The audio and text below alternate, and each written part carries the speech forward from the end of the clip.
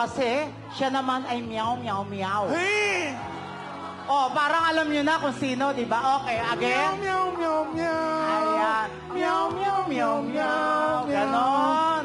Ladies and gentlemen, para muling magbigay ng inspirasyon sa ating lahat, from Dasmariñas, Cavite, Congressman Kiko Meow Meow Barzaga!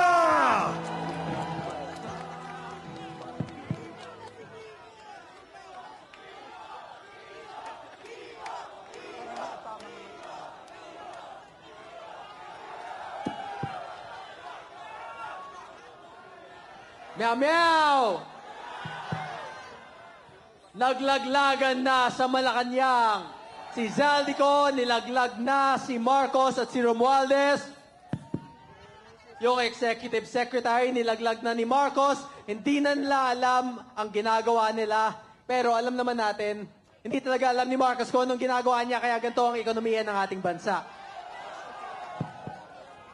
Lahat tayo sumuporta noon. Lahat tayo binigyan natin siya ng pagkakataon na baguhin ang ginawa ng pamilya niya, ang legacy ng ama niya, ang Marcos legacy.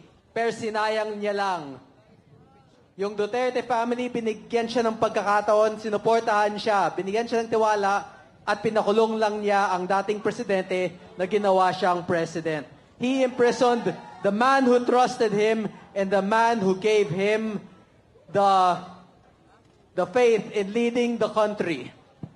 So dati ang sigaw natin, BBM. Ngayon ang sigaw natin, Marcos resign! Marcos resign! Marcos resign! Marcos resign!